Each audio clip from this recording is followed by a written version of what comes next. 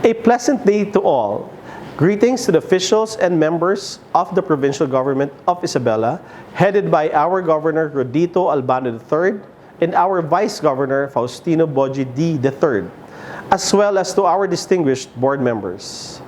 To the members of the City Council, headed by our City Vice Mayor Leoncio Bong Dalin Jr., Barangay officials, headed by ABC President Victor H.D. Jr., to all our department heads and employees of the local government, led by our City Administrator Jose Elabad, officers and members of the different national agencies, the PNP, BJMP, and BFP, to all our frontliners, the business sector, religious groups, our partner NGOs, and different stakeholders, friends from the media, and of course, to my family, and to all our viewers watching us now through Facebook Live, our official website, and through our local cable. Isang mapagpala at ligtas na araw po sa ating lahat. And welcome to our virtual State of the City Address 2021 with the theme, Cauayan City Rising in the New Normal. 2020 has been undeniably the most challenging year for all of us.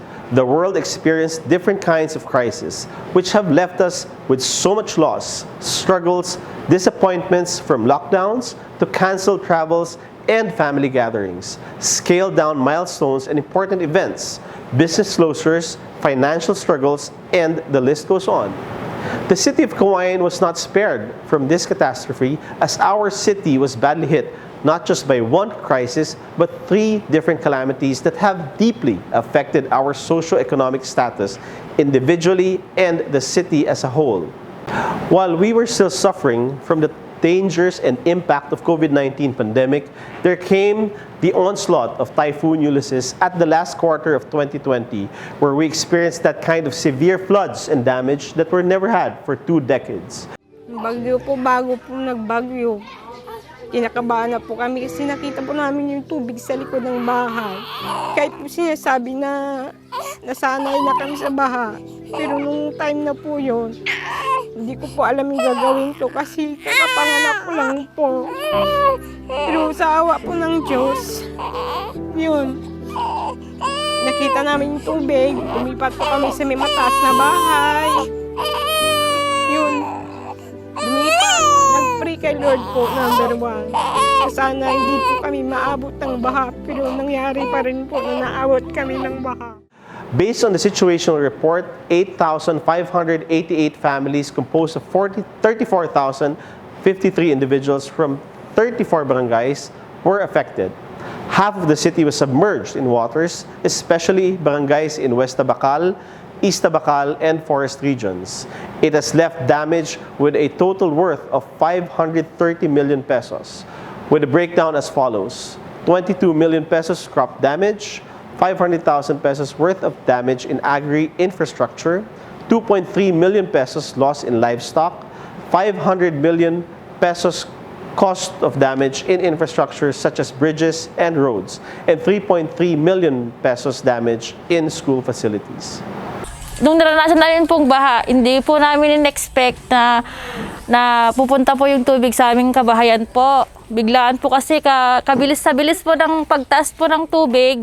Hindi po namin agad na malayan na nandito na po sa amin harapan po yung tubig.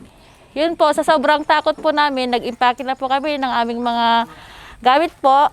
At doon po, didala po namin doon sa taas po ng second floor po ng bahay ng hipag ko po. Tapos yun po, sa sobrang taas pa po, patuloy po ang pagtaas ng tubig po. Doon po sobrang naramdaman po namin yung takot, kaba po, kasi po maggagabi na po yun, kasi may mga bata po may mga bata po, hindi po namin alam kung saan po namin ililikas sa sobrang laki na po ng ilog. Sa nagawa pong tulong naman po ng aming gobyerno po, marami pong dagsang tumulong po dito, mga private po na mga samahan po. Malaking tulong po sa amin po yun sa lahat po ng naibigay ng city government po sa amin, lalong-lalo na po sa tulong po ni aming buthig mayor na si Bernard D. po at sa kanyang councilor po. Maraming salamat po sa inyong tulong po, Mayor. This is the situation of our city in 2020. A year of grief for families who have lost loved ones due to COVID-19. An exhausting and life-threatening profession for every healthcare worker. Not a lucky year for income growth for the business community and a struggle for survival among the underprivileged. Killjoy to young people's travel goals and a hindrance to senior citizens and children's enjoyment. Sa isang iglap, nagbago ang lahat. Ganun pa man, ang taong 2020 ay nag-iwan ng importanteng aral na bigyang halaga at ipagpasalamat ang mga simpleng bagay sa ating buhay na minsan ay nakakaligtaan na nating gawin. Ang bawat pamilya ay nagkaroon ng pagkakataon magsama-sama ng mas matagal sa loob ng bahay. Naging maalaga tayo sa ating kalusugan sa pamamagitan ng pag-eehersisyo, pag-inom ng iba't ibang klaseng bitamina at paghugas ng kamay. Natuto tayong maging mas mapagdasal para sa ating kaligtasan at natutong mabuhay ng simple at lumaganap ang ating bayanihan, pagkakaisa at pagtutulungan ng bawat isa sa iba't ibang paraan. These global crises have taught us qualities that have enabled us to recover from the day-to-day struggles.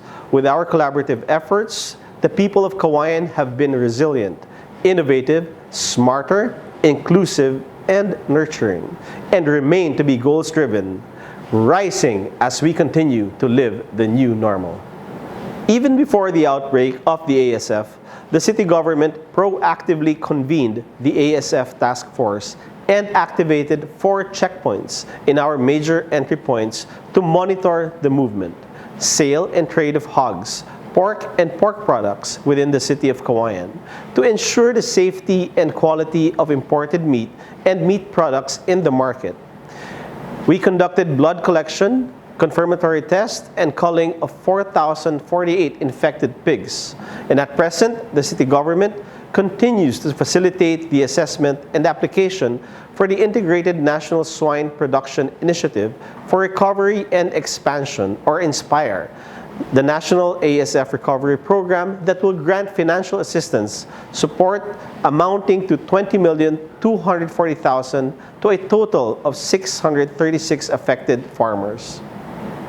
Nang simulan ang implementasyon ng Enhanced Community Quarantine sa Luzon, noong March 2020, itinalaga natin ang Incident Management Team na binubuo ng Checkpoint Team, Information and Education Campaign Team, Apprehension Team, Medical Team, at Sanitation Team na kinalaunan ay tinawag nating Cauayan City COVID-19 Task Force na siyang responsable sa pagpapatupad ng iba't ibang panuntunan at regulasyon upang panatilihing ligtas ang lungsod sa banta ng COVID-19. Kasabay nito ang pag-activate ng mga BHERTs or Barangay Health Emergency Response Teams bilang kaagapay ng lokal na pamahalaan. Ang mga barangay ay nagsasagawa rin ng iba't ibang hakbang sa pagpapatupad ng quarantine protocols. Kaligtasan ng lahat mula sa transmisyon ng COVID-19 ang una nating prioridad nang simulang pumutok ang pandemya. Bagamat wala tayong naipatayong dedicated isolation facilities, ginawa natin ng iba't ibang gusali, infrastruktura at eskwelahan sa lungsod upang maging quarantine facilities ng mga nagsisiuwiang OFWs, locally stranded individuals, mga nagbabalik probinsya, at suspected or probable cases na binabantayan ng ating mga healthcare workers 24 oras upang maiwasan ang pagkalat ng virus. Gusto ko pong ipahayag ang aking taus-pusong pasasalamat sa lahat ng ating mga doktor, nurses, midwives, medical technologists, ambulance drivers at iba pang mga healthcare professionals mula sa iba't ibang pampubliko at pribadong ospital sa inyong hindi matatawarang dedikasyon at sakripisyo upang alagaan at protektahan ang bawat pamilya sa COVID-19 at iba pang sakit. Maraming salamat po. Nais ko rin pong pasalamatan ang mga may-ari ng ibang hotels sa lungsod na pumayag ipagamit ang iba nilang rooms bilang isolation facilities. Napakalaki po ng tulong ninyo upang tugunan ang kakulangan kapag wala na pong bakante sa quarantine facilities. Salamat po. Sa kasalukuyan, tayo ay may 4 na quarantine facilities sa lungsod. Una ay sa Isabela State University, Bahay Silangan sa Barangay San Pablo, Hacienda de San Luis at RH3 sa Barangay Nunungan 2. Nais ko pong pasalamatan ang Isabela State University sa pamumuno ni Dr. Rickmar P. Aquino at Executive Officer Dr. Priscilla C. De Lima sa pagpapagamit po ng ISU Cauayan bilang quarantine facility. Maraming salamat po. Nagbigay din po tayo ng 325 modular tents sa mga barangay upang gawing barangay quarantine facilities para sa pagpapatupad ng Barangay Ko, Bantay Ko, Barangay COVID-19 Patrol. Ang ating bahay silangan ay nabigyan ng license to operate bilang Community Isolation Unit matapos nating masunod ang mga standards or requirements ng Department of Health.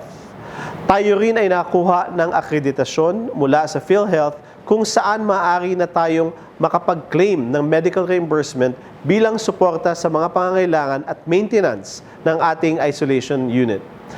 Nais kong hingin ang pagkakataong ito upang pasalamatan ang DICT sa paglalagay ng free Wi-Fi sa bahay silangan upang panatilihing connected ang ating mga returning OFWs at suspected or probable case sa kanilang mga pamilya habang sila ay nasa quarantine. At malaking tulong po ito sa kanilang pagpapagaling. Simula ng isailalim ang buong bansa sa community quarantine, tayo ay nagpatupad ng mga regulasyon at batas sa pamumuno ng mga city officials at city legal office alinsunod sa mga guidelines ng Interagency Task Force or IATF upang maiwasan ang transmisyon ng COVID-19 sa komunidad. Nariyan po ang ordinansang nagpapatupad ng citywide curfew, strict home quarantine, anti-COVID-19 discrimination ordinance upang protektahan ang mga healthcare workers, frontliners at positive patients sa iba't ibang klase ng diskriminasyon. Ang mandatory wearing of face mask, number coding scheme, at mandatory quarantine of suspected, probable, and recovered confirmed cases of COVID-19. Maraming salamat po sa ating mga city officials sa agarang pagpasa sa mga ordinansang ito. Upang maibsan ang dagok ng pandemya sa ekonomiya at pamumuhay ng mga mamamayan, tayo ay nagsagawa ng mga programa upang magbigay tulong sa bawat pamilyang apektado ng pandemya. Ang lokal na pamahalaan ay nagsagawa ng relief distribution sa bawat bahay at pamilya sa lungsod nang sumailalim tayo sa ECQ. Iba pa rito ang iba't ibang relief distribution na isinasagawa ng mga opisyal ng barangay sa kanilang mga nasasakupan upang masiguro na ang bawat pamilya ay may maihahaing habang nananatili sa loob ng bahay dahil sa ECQ. Tayo ay nakapag-abot ng kabuuang 41,625 na sako ng tig 25 kilo na bigas, 51,473 relief packs at kabuuang 40,838 na manok at pansit. Ang ating konseho ay nagpasa ng ordinansa upang ma-extend ang deadline sa pagbabayad ng real property taxes, business permit at transfer tax na walang interest or penalties, moratorium sa bayad ng renta ng mga stall owners sa palengke, at resolusyon upang magmungkahi ng staggered payment sa pagbabayad ng bill ng kuryente upang maibsan ang bigat ng problemang pinansyal ng mamamayan dulot ng pandemya. Tayo rin ay nagbigay ng tulong pinansyal para sa 5,457 tricycle drivers na nawalan ng trabaho nang suspendihin ang operasyon ng pampublikong sasakyan noong kasagsagan ng ECQ. 2,576 tricycle drivers mula rito ang nabigyang tulong mula sa Alay na Kalinga sa Pamilyang Cauayan Program or AKAP, kung saan sila ay nakatanggap ng tig 2,500 pesos cash at 2,000 worth of gift certificates pang grocery. Ilan sa ating mga kababayan o yung mga nawalan ng trabaho at pinakaapektado ng pandemya ay nakatanggap ng ayuda mula sa iba't ibang amelioration programs ng national government. 22,190 households ang nakatanggap ng ayuda mula sa Social Amelioration Program or SAP ng DSWD. 4,908 indigent senior citizens ang recipients ng Social Pension Program. 3,311 beneficiaries ng Aid to Individual in Crisis Situation or AICS. 6,935 displaced workers ang nakatanggap ng ayuda mula sa tupad program ng DOLE. 50 ang nabigyan ng NegoCart pangkabuhayan. 3,000 katao ang recipient ng camp.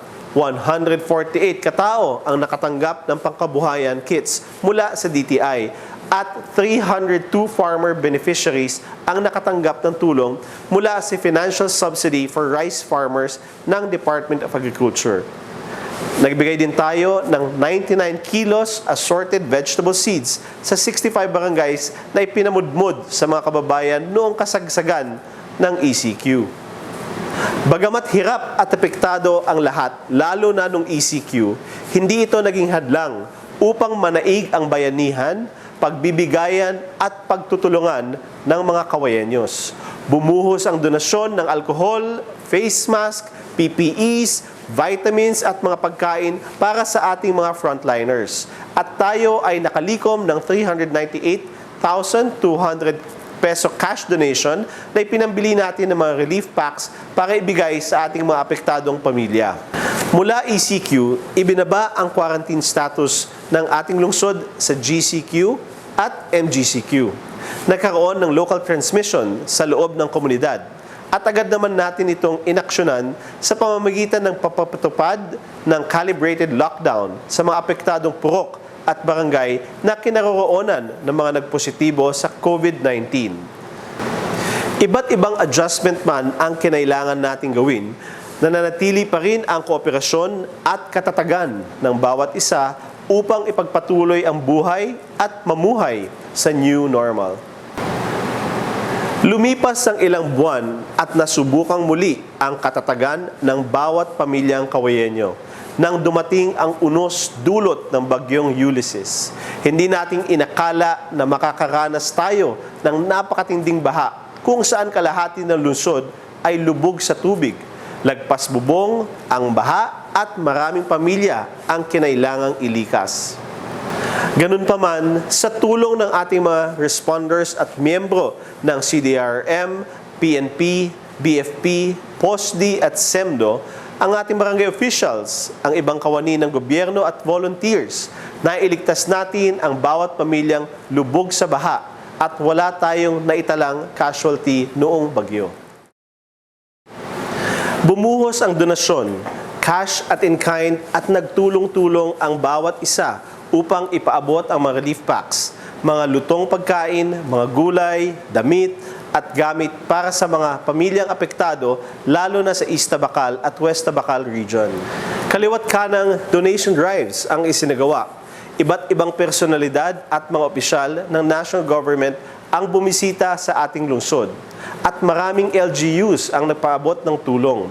Sa kabuuan, mayroong 7,724 pamilyang apektado ang nabigyan ng 51,012 hot meals mula sa operasyon ng food bank at mga donasyon at nakatanggap ng kabuuang 36,824 relief goods. Iba pa rito ang kanya-kanyang feeding programs at donation drives na isinagawa ng ibang donors. Sa kasalukuyan, umabot na sa 482,239.31 ang natanggap nating cash donations para sa food bank. Ang ilan ay ginamit natin upang ipambili ng mga relief packs na ipinamigay natin sa 51,432 households para sa Pamaskong Handog 2020. Nag-abot din tayo ng donasyon at tulong sa iba pang bayan sa Isabela at Cauayan at tumulong sa pagresponde sa mga pinakaapektadong pamilya sa lungsod ng Tuguegarao. Dahil sa mga isinagawang donation drives sa lungsod at sa ibang bayan, minarapat po nating magsagawa ng aggressive community testing or mass testing sa tulong ng Department of Health dahil patuloy pa rin ang banta ng COVID-19 at may kabuang 716 na mamamayan ang nakiisa sa ating community testing. Hindi po matatawaran ang nag-uumapaw na tulong at bayanihan na ipinakita ng bawat isa. Walang maliit o malaking donasyon. Ang nangibabaw ay ang ating pagkakaisa, pakikipagkapwa-tao at ang kusang pagtulong upang makabangon tayo muli. Maraming salamat po. With the restrictions imposed by the COVID-19 pandemic, particularly on the prohibition of mass gatherings, observance of social distancing, and strict implementation of no contact policy to prevent transmission, the year 2020 has provided an avenue to showcase the innovativeness of the people when everything needs to be online as we begin to live the new normal. The limitation on the movement of people has enabled for the creation of different projects conducted in mobile so as not to hamper the delivery of basic social services. The mobile kitchen or food bank on wheels was highly utilized for the distribution of meals for our frontliners during the implementation of the ECQ. Since vulnerable sectors were ordered to stay at home, our mobile kitchen was the one that visited the barangays to continue to provide hot meals for the people and promote good nutrition. This project was enhanced when we launched the Padyak para sa Kalusugan at Nutrisyon program, an initiative by our city officials, where bikers from the community joined in the conduct of feeding programs in different barangays. At the end of 2020, we visited 17 barangays and were able to distribute 3,600 hot meals for indigent families, malnourished children, pregnant and lactating women, persons with disability, and senior citizens. This activity has promoted health and wellness by encouraging people to exercise and made use of biking as a platform to help in the promotion of zero hunger and good nutrition in the city. To cater to the basic essentials of the people, we initiated the Grocery on Wheels, Rolling Stores, Mobile Market by the Sangguniang Kabataang Federation, Kadiwa on Wheels, and used the investment website to also help small businesses sell their products for additional income since their store operations were also limited. Not even a pandemic can stop us from delivering quality education to our students.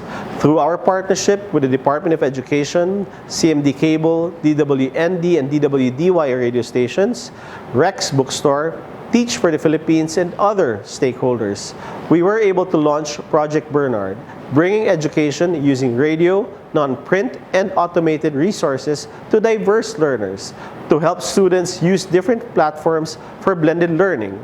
The DICT installed free Wi-Fi in Cauayan City National High School, North Central School, South Central School, which is very helpful for teachers for online teaching. We inaugurated the first ever virtual classroom at Cauayan South Central School, which has served as a multimedia classroom and a venue for teachers in crafting, filming, and recording of their content materials aired via online platforms, radio broadcast, and television under the Project Bernard. The Department of Education was able to print a total of 1,610,000 self-learning modules, which were distributed by teachers to the different barangays. The city government granted laptops, printers, prepaid Wi-Fi, tablets, USB to 136 SPED students. The SK Federation also launched the Project Load Mo, Sagot Ko program that gave load assistance and free Project EduKids, where they provided earphones, flash drive, laptop tables, and other school supplies for the students. Barangays, through their SK officials, also conducted free printing of modules for the students and distributed gadgets, tablets, and cell phones to students who cannot afford to buy these devices for their online learning. Muli, maraming salamat po sa inyong lahat. We were able to successfully conduct the online application and online examinations for the scholarship program of the city government, where 1,167 students were admitted as our city scholars. Our mobile graduation also went viral in social media.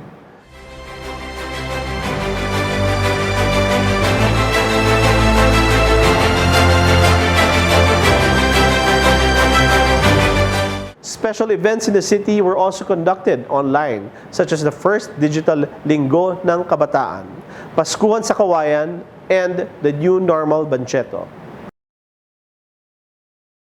All these projects have proven that Cauayanyos are adaptable to change and innovation, that despite the struggle brought about by COVID-19 pandemic, we have survived and will always manage to cope up. Our capability as a smarter city gave us a head start, not only in using online platforms, but also in developing new technologies as we address the challenges caused by this global crisis. I would like to thank again our partners in the Smarter Cities project, Isabela State University and the Department of Science and Technology, because through research and technology, our Food Innovation Center has greatly helped the community in the provision of free alcohol and disinfectants when there was a shortage of supply during the ECQ. Our hybrid electric road train and our electric vehicles under our Smart Mobility program were also used as the transportation of our frontliners, healthcare workers, and apprehension team. Again, thank you so much, Isabela State University and Department of Science and Technology. The use of QR codes has also been a norm. We actively used the Stay Safe app for our contact tracing. We used QR codes in entry and exit of people to establishments and entry passes in our checkpoints for border control measures, and paperless transactions to prevent the possible transmission of COVID-19. We activated our drone patrols for surveillance and monitoring of the implementation of the quarantine protocols and during the closure of public and private cemeteries on All Souls Day and closure of riverbanks and swimming pools during the Holy Week. To address the common complaints of the people on relief distribution, we developed the Relief Assistance Monitoring System, or RAMS, which provided the city government a database of the profile and number of the residents of the city so that we no longer need to do manual listing of the beneficiaries every now and then. The system is also integrated with a Citizen Relationship Management, or CRM, feature called the Sumbungan ng Bayan, which is a feedback mechanism where people can raise their questions and complaints online. As of this date, there are a total of 159,539 registrants recorded in RAMS, which reflect the present population of the city.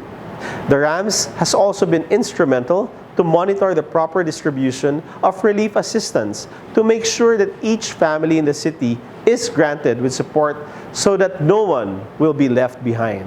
With all these technologies, we take pride that a small, poor city in a highly agricultural setting can evolve as the country's premier smarter city.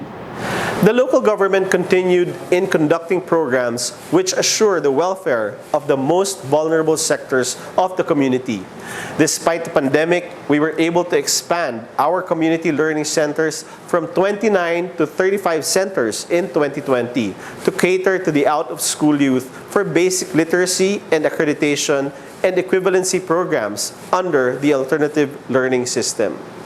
We have also issued 236 PWD ID cards and purchase booklets, provided 118 assistive devices such as wheelchairs, walkers, and stroller for our PWDs, and extended a total of 607,500 pesos financial support for 405 PWDs and their families deeply affected by the ECQ.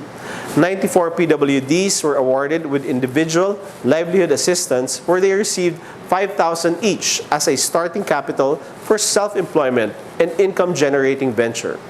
We also provided assistance for the improvement of severely damaged houses from some of our PWDs and gave them a sari-sari store.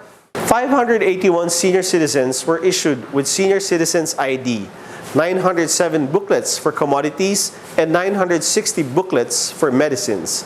All of these support and assistance were given by personally visiting them in their homes because of the restrictions caused by COVID-19. We also conducted digital literacy training to our senior citizens through the help of the DICT to equip them on how to use computers and social media. And we inaugurated the new Senior Citizen Center to be a recreational area for our senior citizens. We also granted support to our indigenous peoples organizations for bigasan and hog racing. 50,000 pesos budget was allocated to support the IP organizations of Cabugao, Villa Concepcion, San Fermin, Carabatan Punta, Cabarwan, Pinoma, Casapuera, Casalatan, Janao, Maligaya, Bacolod, Amobocan, District 2, Alinam, and Santa Luciana. We also built the new Indigenous Peoples Office at the City Terminal in Barangay Cabarwan, where our IPs can report and discuss their concerns and can be acted upon immediately.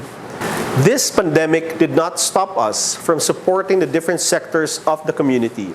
With more attention to the vulnerable sectors, instead, it has inspired us to provide more programs and to promote a more inclusive and nurturing community.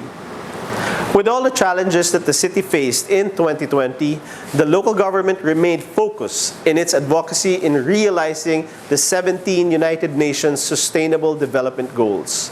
As we continued to promote zero hunger, we conducted supplemental feeding programs for 120 days, catering to 50 underweight and severely underweight children through our Food Bank on Wheels. The Food Bank on Wheels also conducted 65 class sessions among mothers who are 4P members about promotion of good nutrition and home management, where a total of 1,950 mothers participated to equip them on what food to give their children to prevent malnutrition. We also actively took part in the virtual celebration of the Nutrition Month with the theme Batang Pinoy, Sana Tol, Iwas Stunting, Sama All, Iwas All din sa COVID-19. Our City Health Office, despite working 24/7 to monitor COVID-19 cases, was able to provide maternal health care to 3,990 pregnant and lactating women, provided micronutrient supplementation, vitamins, and initiated to complementary feeding for 8,584 infants and children, conducted the Chikiting Ligtas, measles, rubella oral polio vaccine supplemental immunization activity, where a total of 9,991 children from different barangays were immunized. They also spearheaded the National Tuberculosis Control Program and conducted the tuberculosis caravan and mass screening, where 200 TB identified cases were cured and completed treatment. 3,962 farmers deeply affected by the rice tarification law were granted with subsidy of 5,000 pesos each under the Rice Farmers Financial Assistance Program with the Department of Agriculture. We distributed a total of 29,232 bags of fertilizer, 2,986 bags of hybrid corn seeds under the rehabilitation program, and dispersed 92,000 pieces of tilapia fingerlings for fishery development program. We constructed 1 unit of solar-powered irrigation system at Barangay Labinab. We also launched the Plant program, or Ahon Lahat Pagkaing Sapat kontra COVID-19, urban gardening, adopt a village or barangay of the Department of Agriculture, and we were chosen as the recipient of the Urban Agriculture Program, particularly in Barangay Cabarwan. Construction of different infrastructure was maintained. We were able to complete the following projects: installation of street lighting system citywide and in barangays in Poblacion, road reblocking in Barangay Labinab, Laureano Street, Barangay San Fermin, and Consuelo Lucas Street in Barangay San Fermin. The completion of our RHU3, construction of 2 units hazardous waste disposal facilities, improvement of Barangay Community Center in Barangay Minante 1, retaining wall slope protection in Barangay Labinab, construction of daycare center in Barangay San Francisco, construction of multipurpose building at City Terminal, Barangay Cabarwan, isolation building at Barangay Nungnungan 2 and Barangay Maligaya, retaining wall of existing box culvert at Barangay Cabarwan, bridge approach maintenance in Albano Street in District 3, construction of livelihood center at City Terminal in Barangay Cabarwan, and rehabilitation of Barangay Health Center at Barangay Bacolod. We also rehabilitated the Alicaucao Bridge, its retaining walls, and slope protection. In line with the celebration of the 10th anniversary of Rescue 922, we officially launched the Rescue 922 Quick Response Base 4 in Barangay Buena Suerte and Quick Response Base 5 in Barangay Maligaya to cater to the needs of families living in West Tabacal and forest regions. The Business Intelligence for Research and Development Center was already completed. The Birdsea was instrumental in the creation of HealthGuard, a contact tracing app widely used in Isabela, and the ePass, Travel Authority online application of the Philippine National Police. We aim to build more open spaces and green parks in the city. We renovated the festival grounds into a greener recreational area and formally opened the City SDG Park. Tara, puntahan natin. With the aim of providing more open spaces in the city, we renovated a portion of land located at Cauayan City Public Transport Terminal in Barangay Cabaruan and transformed it to the Cauayan City SDG Park. It aims to provide an eco-friendly urban space for our PWDs, senior citizens, and children for recreational purposes, wherein fitness equipment and playgrounds were installed. The SDG Park will serve an approximate population of 15,000 people who are within a 10-minute walking distance from the terminal.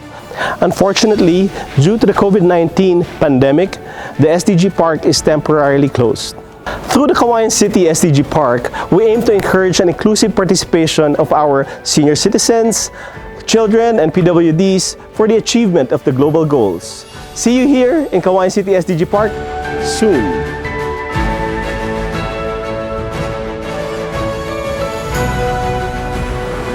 We also take pride in the completion of the first SDG-inspired infrastructure in the Philippines, the Cauayan City Sports Complex. Samahan ninyo ako, bisitahin natin ang ating sports complex. We take pride in the completion of what is to be known as the world's biggest and only SDG-inspired sports complex, not only in the Philippines, but the entire globe. Welcome to the Cauayan City Sports Complex. It highlights the colorful life-sized murals featuring the United Nations 17 Sustainable Development Goals made by the collaborative efforts of the Isabela Artists Circle, a group of very talented artists and painters of Isabela whose masterpieces are truly world-class. Again, maraming salamat sa lahat ng ating mga artists ng Isabela Artists Circle. Tara at isa-isahin natin ang iba't ibang facilities at amenities ng Cauayan City Sports Complex. We are now at the oval area. This 400-meter rubberized track has 8 lanes with a warm-up area. It can accommodate the holding of running events such as sprint, short distance, relays, jumping events like high, long jumps, and pole vault, and throwing events. And at the middle is a 7,900 square meter football field. Tara, sabay-sabay tayong tumakbo at magpasigla. The main grandstand has an area of 3,600 square meters and can accommodate up to 10,000 people. It has a VIP section, a main stage, and offices. As you can see, it has the pictures of the very colorful UNSDGs, all hand-painted. Isn't it amazing? We are now at the swimming pool area, and we take pride that we were able to build an Olympic-sized swimming pool that consists of 8 lanes and a gallery that can hold up to 1,500 spectators. Soon, this will be open for aspiring swimmers and athletes for them to enjoy. Exciting! We are now at the court side. Here you can see the basketball area that has a 1 full court and 1 half court. And behind me is a tennis court area that composed of 2 full-size tennis courts. This is a symbol of the Olympic light that signifies the start and finish of the Olympic ceremonies.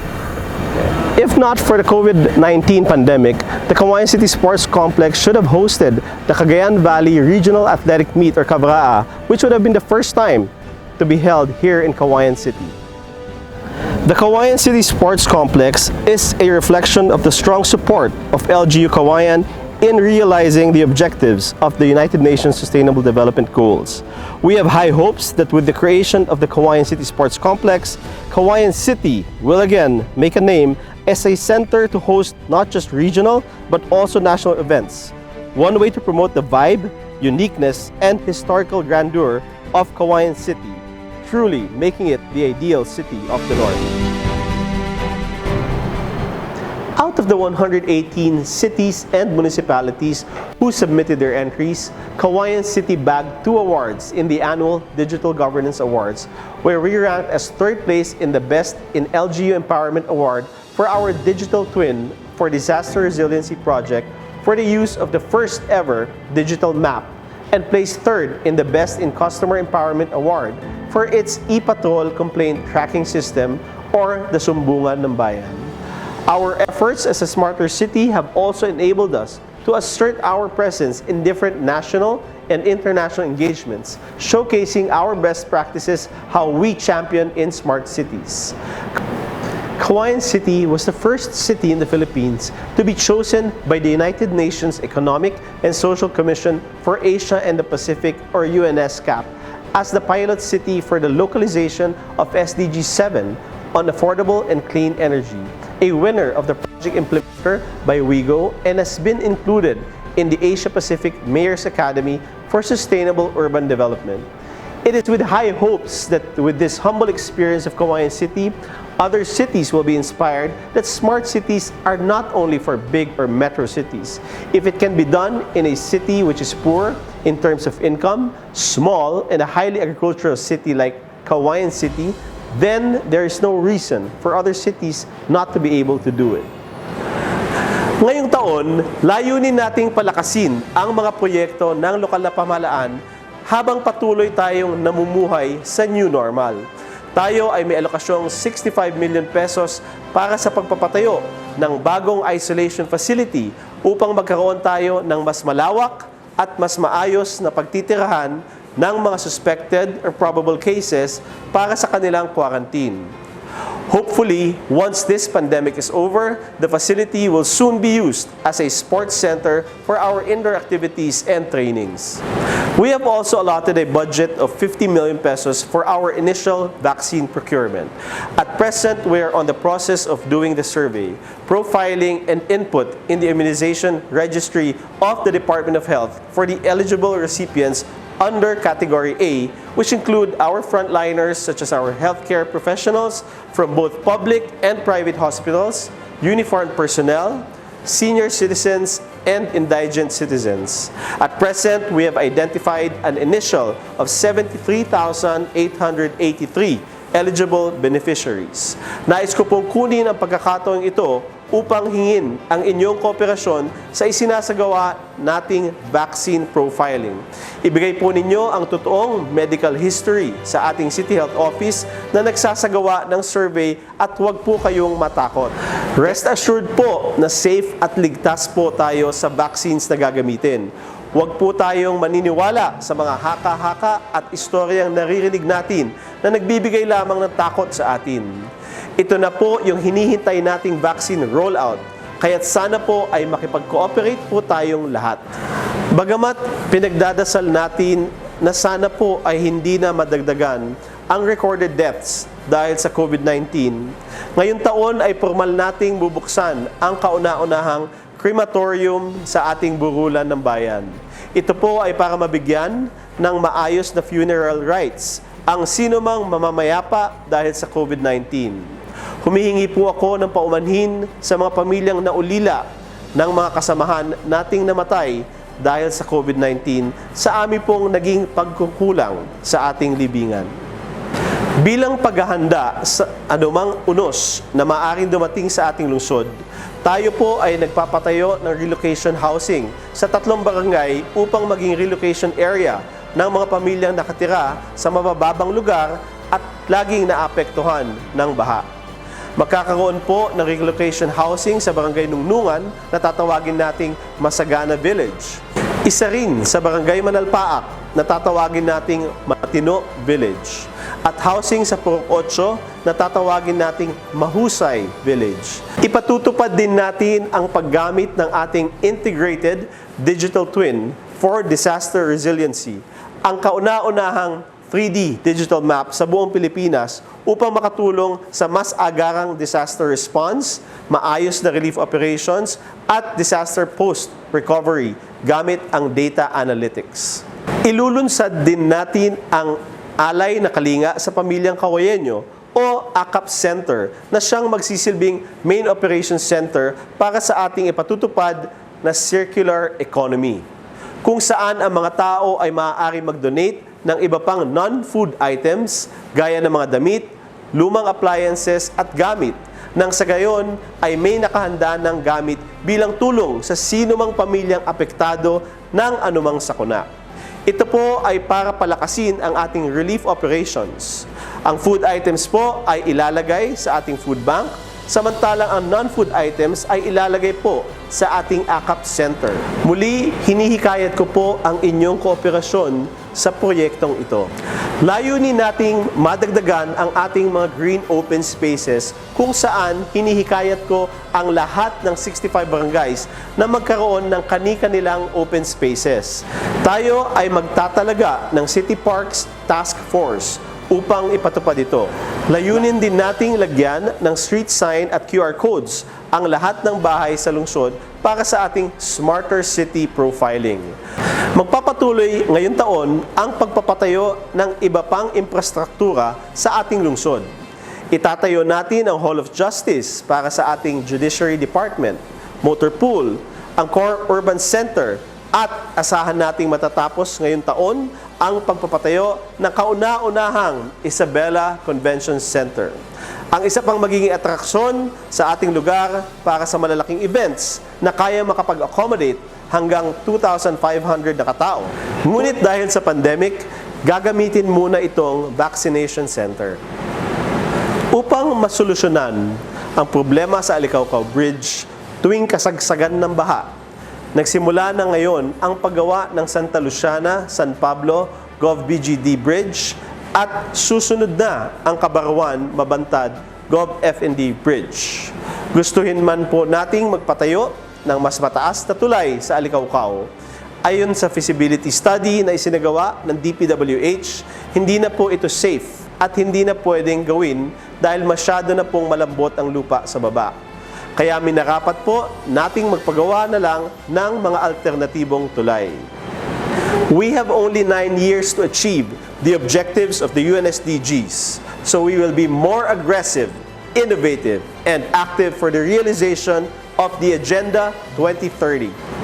Bago po matapos ang aking mensahe, nais ko pong kunin ang pagkakataong ito upang pasalamatan ang bawat isang Cauayenyo sa inyong naging sakripisyo, kooperasyon, tulong at partisipasyon noong taong 2020.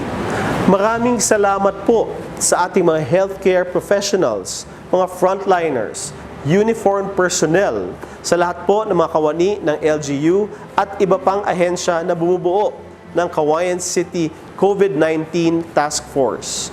Gayon din sa ating mga kasamahan sa media, apprehension team, sa ating mga city officials, ang LGU department heads and employees, barangay kapitan at barangay officials na nagsakripisyo at nanguna sa pagpapatupad ng mga panuntunan natin sa COVID-19.